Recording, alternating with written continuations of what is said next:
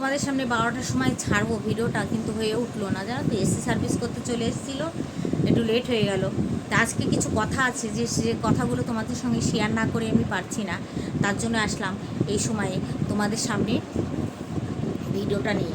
তো আজকের মূল কথা হলো যে কথা, আচ্ছা ইন্ট্রোটা দিয়ে নিই। হ্যাঁ বন্ধুরা, হ্যালো বন্ধুরা, কেমন আছো? আশা করি তোমরা সবাই বিন্দাস আছো, ভালো আছো। কালকে দালালের ভিডিও দেখে তোমরা নিশ্চয়ই খুব ভালোভাবে ঘুমিয়েছো, ঠিক আছে। ঘুম ক্লিয়ার করা একটা ভিডিও দিয়েছিল, তোমরা সবাই দেখেছো। তো চলো কীভাবে ঘুম ক্লিয়ার করছে। আর এইগুলো দেখো, দেখেছো? এই দেখো, দেখেছো? যা মার কাছে যা। তো আচ্ছা, দালালি কি এটা মনে পড়ছে না যে একটা সংসারের জন্য কিন্তু সন্দীপ ওকে ডেকেও ছিল। জানি না তোমাদের কাছে সেই ভিডিওটা পৌঁছেছে কি পৌঁছায়নি। সন্দীপ কিন্তু ওকে ডেকেছিল যে একটা বাচ্চা তার মাও চায়, একটা বাচ্চা তার বাবাকেও চায়, তো সব কিছু মাপ ক্ষমা করে তুমি চলে আসো, যে নাকি এত বড় একটা অন্যায় করেছে। আচ্ছা, তার বাবা মা কি একবারের জন্য সেটা দেখে না যে আমার মেয়ে একটা অত সুন্দর সংসার রেখে 5টা বছর সংসার করলো, বিয়ের আগে 5টা বছর ওই বাড়িতে ওর মা গিয়ে নিজে থেকে এসছে মেয়েকে নিয়ে, কোনো বাড়ির মেয়েকে নিয়ে সে শ্বশুরবাড়িতে গিয়ে 5 দিন থাকে কোনো ভদ্র বাড়ির বলো, বিয়ের আগে 5 দিন কেউ থাকে না।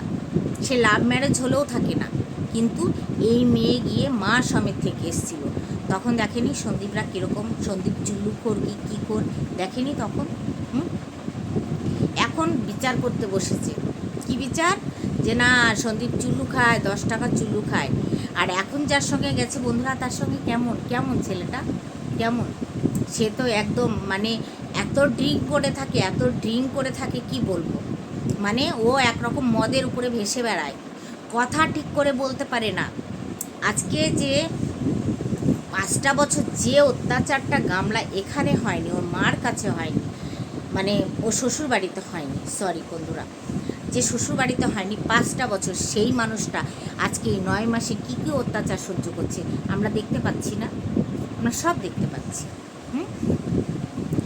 তাহলে তাদের সেই অত্যাচারের বিবেচনা সব কিছু করেও আমার মনে হয়, আমার ব্যক্তিগত আমার মনে হয়, বন্ধুরা তোমরা কি বলবে আমি জাস্ট জানি না, আমার মনে হয়েছিল যখন এই ফোকলা এরকম ছিল, তাহলে ফোকলার সঙ্গে মিশতে না দেওয়াটাই ঠিক ছিল।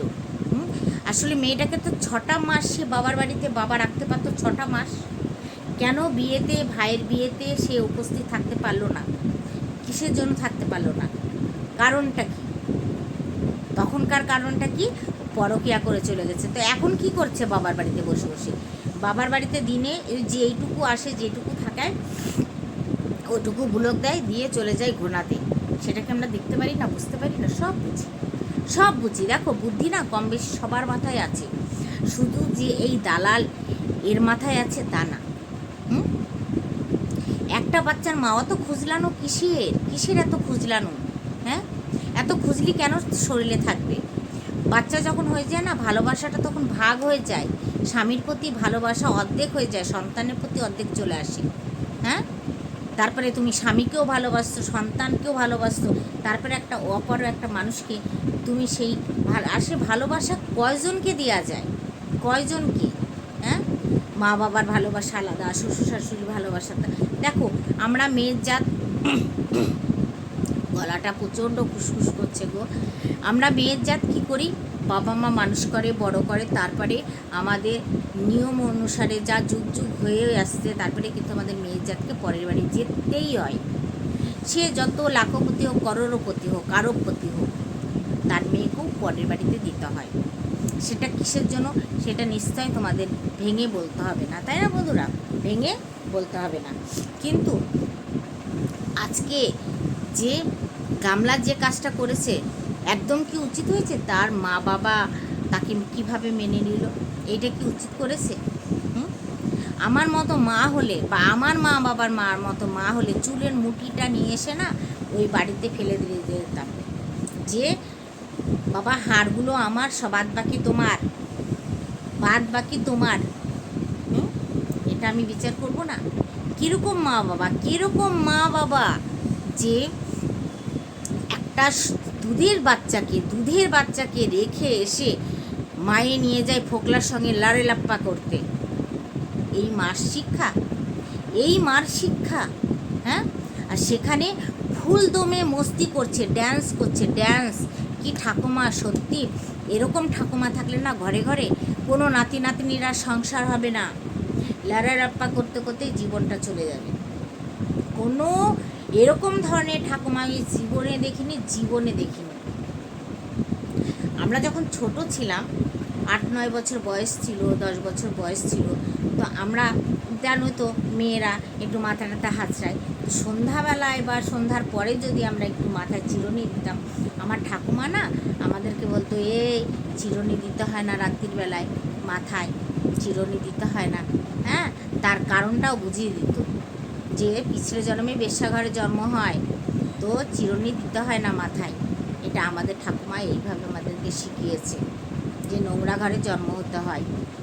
হ্যাঁ, বেশ্যা তো বলতো না, বলতো নোংরা ঘরে জন্ম হয়, তো রাত্রিবেলায় মাথায় এই করবে না।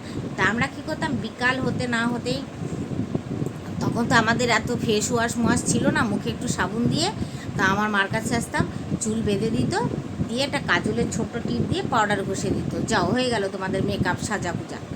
এইটাই হলো আমাদের সাজা পূজা ছিল তখনকার বাজারে। এখন বয়সটা তো আর কম হয়নি। হ্যাঁ, তখন ফোন ছিল না, কিছু ছিল না, লাড়ি লাপ্পা করার টাইম পাইনি, লাড়ি লাপ্পা করার টাইম আমাদের বিলকুল দেয়নি বাবা মা। যদি বাথরুমে গেছি না, বাথরুমে গেলেও মাকে বলে যেতে হচ্ছে আমি বাথরুমে যাচ্ছি। বুঝতে পেরেছো? আমি একদিন বাথরুমে গেছিলাম, আর আমারই সহেলি বিশোখা, সে এসেছিল আমাদের বাড়িতে, এসে বলছে, মাকে বলছে, শর্মাদি বিভা কই? তো বলছে যে জানি না, এই মাত্রই তো ছিল, কোথায় গেল? এবার আমাকে ডাকছে, আমি তো আর বাথরুম থেকে আওয়াজ দিতে পারছি না, হয়তো আওয়াজটা দিয়ে আমার ঠিক ছিল, তাহলে ধুলাইটা আমি খেতাম না। যখন বেরিয়েছি, ও বেরিয়ে গেছে, আমিও বেরিয়েছি, তখন আমাকে আচ্ছা করে বারুণ দিয়ে ধুলাই করেছিল আমার মা, যে গেলি তো গেলি, বলে গেলি না। ওই যে আমরা 3টে ভাই বোন শিখে গেলাম যে না, বাথরুমে গেলেও আমার মা বাবাকে বলে দিতে হবে। এখনও বিয়ে হয়ে গেছে, ছেলে আমার ফার্স্ট ইয়ারে পড়ছে, এখনও যদি বাবার বাড়িতে যাই, তো আমার মাকে বলে যায়, মা আমি কিন্তু বাথরুমে গেলাম, আমি বাথরুমে গেলাম। অবশ্য এখন বাবার বাড়িতে গেলে কোথাও যাই না, বাড়ির মধ্যেই বন্দি হয়ে থাকি, বাজারঘাটে গেলে মার সঙ্গেই যাই, সঙ্গে আসি, এখনও ছাড়ে না। আমাদের বাবার বাড়িটা কেমন জানো তো? আমাদের বাবার বাড়িটা হলো আমার শ্বশুর বাড়ি, আর শ্বশুর বাড়িটাই সত্যি আমাদের বাবার বাড়ি। বিন্দাস থাকি। কেন একটা পরের সংসারে এসে কেন দুর্নাম করব? এখানে যতটুকু আজাদিতে আমরা থাকি, অবশ্য নিচে নামি না, ঘরের মধ্যেই আজাদি, 4 দেওয়ালের মধ্যেই আমার আজাদি। আমার ইচ্ছাও করে না নামতে। এই যে ছেলেকে নিচে পাঠালাম চিকেন নিয়ে আসতে, না চিকেন নিয়ে আসবে না, মাছ আনবে, ছেলে আনবে, ওর আজকে শনিবার ছুটি আছে কলেজে। হ্যাঁ, তো আমার দ্বারা ওই সিঁড়ি, এই 3 তলা থেকে নিচে গিয়ে বাজারে গিয়ে আমার দ্বারা সম্ভব হয়ে ওঠে না, আমি খুব থেকে যাই, হাঁপিয়ে যাই। তো এখানে যতটুকু আজাদি আছে, আমার বাবার বাড়ি গেলে সেই আজাদিটা আমরা পাই না, 2 বোন কেউ পাই না। অথচ আমার ভাইয়ের বউ যদি আমার বাবার বাড়িতে যায়, ও তো বাজার টাজার ঘুরে ঘাড়ে কী নিয়ে আর সব নিয়ে থুয়ে চলে আসে, ওর কোনোই নাই, যাও মা বাজারে যাচ্ছি, কাউকে সঙ্গে নিল, বাবাকে হয়তো সঙ্গে গেল, নিয়ে বাবাকে নিয়ে চলে যাবে বাজারে। হ্যাঁ, হাটে হাট করে নিয়ে চলে আসবে আমার ভাইয়ের বউ। ও আমাদের বাড়িতে বিন্দাস থাকে।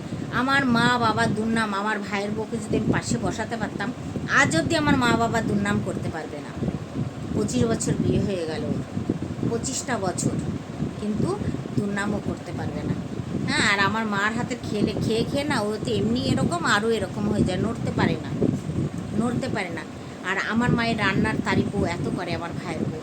আর আমাদের কি বলে জানো তো, আমার বাবা বলে কি, তোরা বেচা করো, তোদের দাঁত দেখে লাভ নাই। আমি তাই বাবা? বলে হ্যাঁ, আমার ঘরের লক্ষ্মী কে জানিস তো? আমাদের বৌমা। আমার ঘরের লক্ষ্মী এখন আমার বৌমা, আর তোরা হলো বেচা গরু। বুঝতে পেরেছো? তাহলে বৌমাকে কতটা ভালোবাসে আর আমাদেরকে কতটা ভালোবাসে। হ্যাঁ, ভালো কি তার মানে কম বাসে না? ভালো কম বাসে, ঠিক আছে? আমার বাবা আমাকে বেশি ভালোবাসে, বাবা বেশিরভাগ আমাকে বেশি ভালোবাসে, আর ছোটো বোনকে আর ভাইকে মা বেশি ভালোবাসে। তার মানে কি আমার মা আমাকে ভালোবাসে না? বাসে।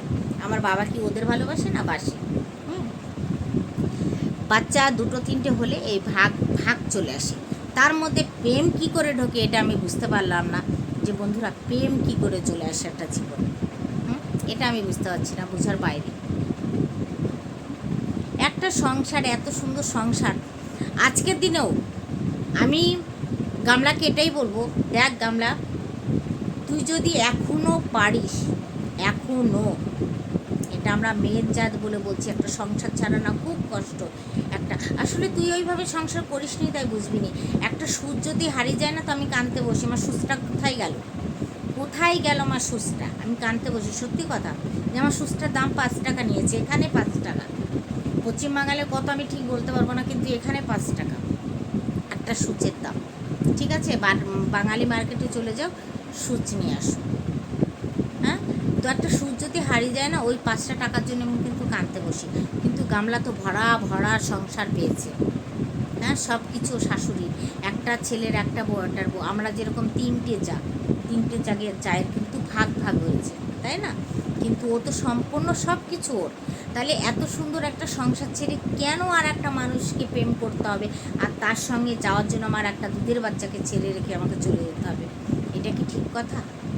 হ্যাঁ, হ্যাঁ, প্রচণ্ডই যদি অত্যাচারী হতো, তোমার শ্বশুর শাশুড়ি ধরে মারতো, তোমার ননদ ধরে মারতো, টর্চার করতো, তাহলে তুমি চলে যেতা, সবাই আমরা সাপোর্ট করতাম, সন্দীপকে পদে বাস দিয়ে দাঁড় করিয়ে রাখতাম, যে একটা পরের মেয়েকে নিয়ে এসে তুমি এইভাবে টর্চার করছো, তুমি চুলু খেয়ে এসে এইভাবে টর্চার করছো, এইভাবে মারপিট করছো। আমরা বলতাম, সন্দীপকে ছেড়ে কথা বলতাম না, সন্দীপকে ছেড়ে কথা বলতাম না।